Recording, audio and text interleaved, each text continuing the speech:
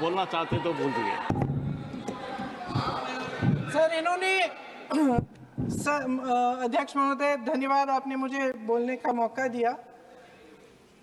आपकी तारीफ कर रहे थे, आपकी तारीफ कर रहे थे। हाँ ठीक है, ठीक है। तारीफ करते करते ये भी कह दिया कि मैं इनकी बातों पर हंस रही थी। तो मैं कहना चाहती थी, स्पष्ट करना चाहती थी कि मैं क्यों हंस रही थी। सर आज मुझे हंसी इसलिए आई क्योंकि जिनकी आलोचना ये दिन रात करते हैं नेहरू जी की, आज उन्होंने नेहरू जी का कोट अपने पक्ष में कोट दे दिया। आज नेहरू जी का अचानक आदर करने लग गए। अचानक ये कह दिया कि सबसे बड़ी लोकतंत्र को सबसे मजबूत करने वाले नेहरू जी ही हैं जिन्होंने ऐसा भाषण दिया था सदन में। सर आज हंसी मुझे इसलिए आई क्योंकि एक ही व्यक्ति है इस देश में जो इन 12 सालों में इनके सामने झुका नहीं है। वो नेता प्रतिपक्ष, और वो नेता प्रतिपक्ष क्योंकि इस सदन में खड़े होके सच बोल देते हैं, बेझिझक बोल देते हैं। धन्यवाद मैडम, धन्यवाद। आप अपनी बात रखिए। इनसे सर नहीं सर तारीफ की I gave her the opportunity. I gave her the opportunity. Yes. वो सच्चाई जो है जो वो बोलते हैं इनसे पचती ही नहीं है, इन्हें पचती नहीं है। धन्यवाद मैडम। माननीय श्री राजीव राय, धन्यवाद।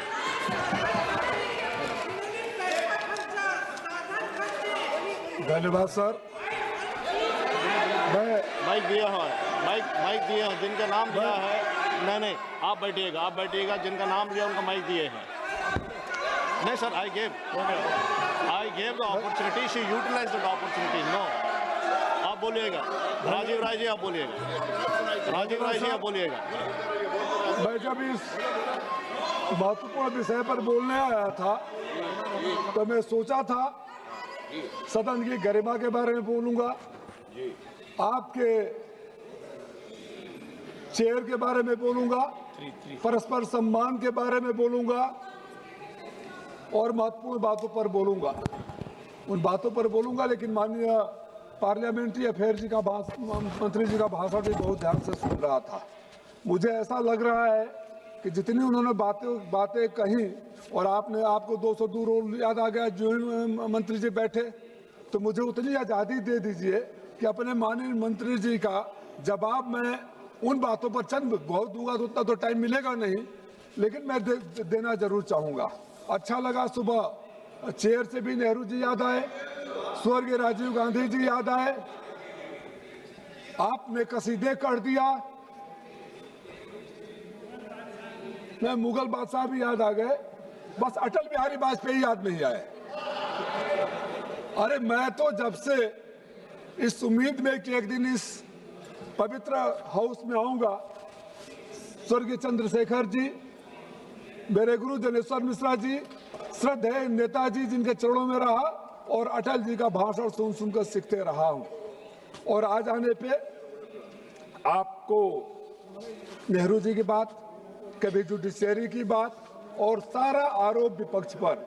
माननीय मंत्री जी आप बहुत वरिष्ठ हैं, इसी सदन में जुडिशरी के बारे में स्वर्गीय अटल बिहारी वाजपेयी अरुण जेटली जी ने क्या बोला था, उस भाषण को कोट करूं या आपको याद रहेगा? तो जब अरुण जेटली जी आइवरी टावर में नहीं रहते, अगर बहुत बड़ी बातें कह दिए तो जुडिशरी का सम्मान कर रहे थे, तो कत्ल भी करे तो चू नहीं होती है, माँ भी भरते हैं तो हो जाते हैं बदनाम। ये कैसे चलेगा सर? आपने एलओपी के विदेश जाने पर वो सवाल उठाया, सही है, मैं व्यक्तिगत रूप से मानता हूं कि एलओपी जितने ज्यादा इस हाउस में रहें उतने ज्यादा इंटरवेन करने का मौका मिले।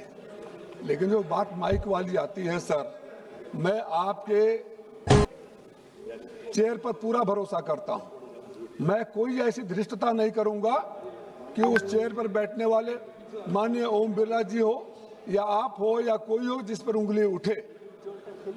लेकिन मैं ये जरूर तो जानना चाहूंगा कि माइक वहां से बंद नहीं होता है तो वहां से स्वर्गीय इंदिरा गांधी जी को गाली दिया जाता है, नेहरू जी को गाली दिया जाता है, माइक ऑफ होना भूल जाते हैं और इधर से कोई भी बोलता है तो माइक ऑफ हो जाता है। इस सदन को जानने का अधिकार है कि आखिर आपने इस सदन के माइक को किसके हाथ में दे रखा है। हम मानते हैं एलओपी जाकर विदेश में क्या कहे, सहमत असहमत, आप किस कॉन्टेक्स्ट में कहे सही हो जाता है। माननीय गृह मंत्री जी, माननीय संसदीय मंत्री जी और एक हमारे रेल राज्य मंत्री जी हैं, इनके तो परिवार भी शहीद हुआ है देश के लिए। माननीय प्रधानमंत्री जी जब कहीं गए थे तो उन्होंने कहा था आज से पहले हमें भारतीय होने में, भारतीय कहने में शर्म आता था। आपको शर्म आता था क्या गृह मंत्री जी? आपको शर्म आता था क्या माननीय संसदीय कार्य मंत्री? माननीय राजीव राय जी, आप चेयर को एड्रेस कीजिए। चलिए आप ही को एड्रेस करते रहे सर। चेयर को एड्रेस कीजिए। वो माननीय संसदीय कार्य मंत्री तो प्रियंका गांधी जी को नहीं देख रहे थे। सिर्फ चेयर को एड्रेस कीजिए। माननीय संसदीय नियम है, ये नियम है। आप चेयर को मान रहा हूँ, आई एम बिल्डिंग। बस ये आपको याद दिलाना चाहता हूँ कि माननीय संसदीय कार्य मंत्री प्रियंका गांधी जी को नहीं देख रहे थे, बस इतना कहना चाहता हूँ सर। सबसे पहले बहुत सारी बातें हैं, एक एक करके आएंगे। आपने कहा कि एलओपी ने अरुणाचल प्रदेश के बारे में हो, तब के तत्कालीन रक्षा मंत्री जी ने क्या कहा था। आपके ही भारतीय जनता पार्टी के सांसद, अगर मैं सही हूं, मैं हाउस में नहीं था, वरिष्ठ लोग थे, अरुणाचल के सांसद कहते थे रोज चीन हमारे देश में घुस रहा है। रिकॉर्ड निकाल कर देख लीजिए, गलत होगा तो मैं सदन में खड़ा होकर माफी मांग लूंगा। आपके ही सांसद ने कई बार कहा, तो आपके सांसद गलत बोलते तो आप उनके ऊपर कार्रवाई करते। आपने कहा कि कमल की तरह पवित्र होता है।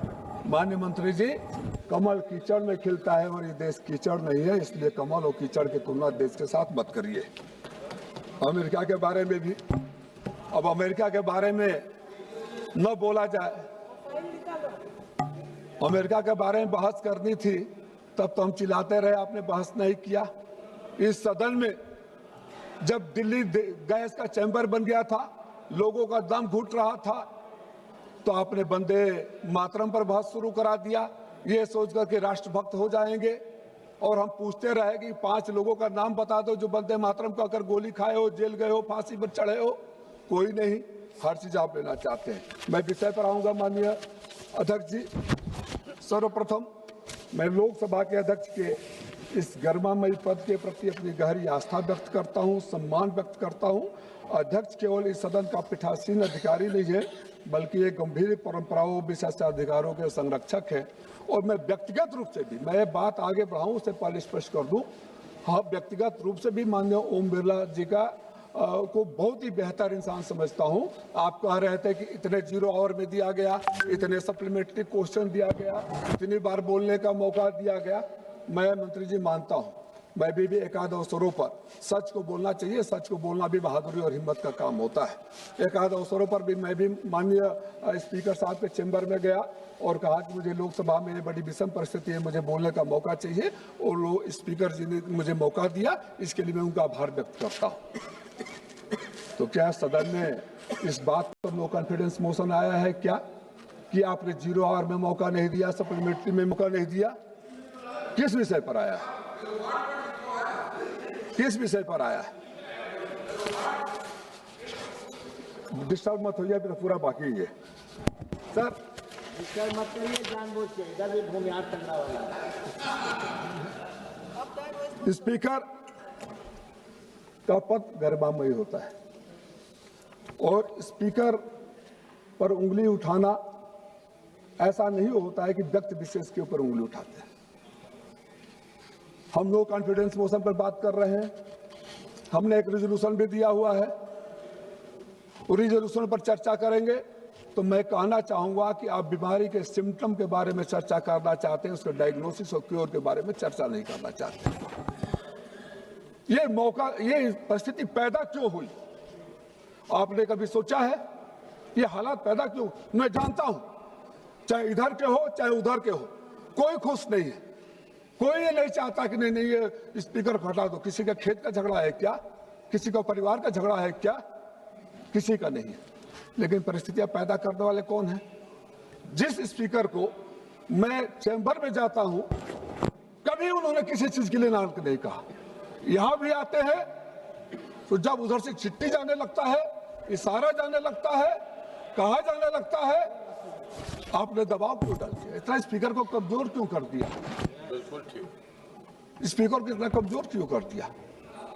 स्पीकर की संस्था को कमजोर करने की जिम्मेदारी आपकी है, आप इसके लिए जिम्मेदार हैं। और हम स्पीकर को हटाने से ज्यादा इस बात पर इंटरेस्टेड है कि आपने जो स्पीकर के साथ गलत किया है वो भी देश को जानना चाहिए। 2019 से आपने डिप्टी स्पीकर उनको नहीं दिया, आपने अकेले उनको छोड़ दिया, 9 लोगों को पैनल में डाल दिया। और बुरा नहीं माने, मैं किसी का प्रत्यापान नहीं बोलना चाहता हूं, किसी का प्रत्यापान नहीं बोलता हूं।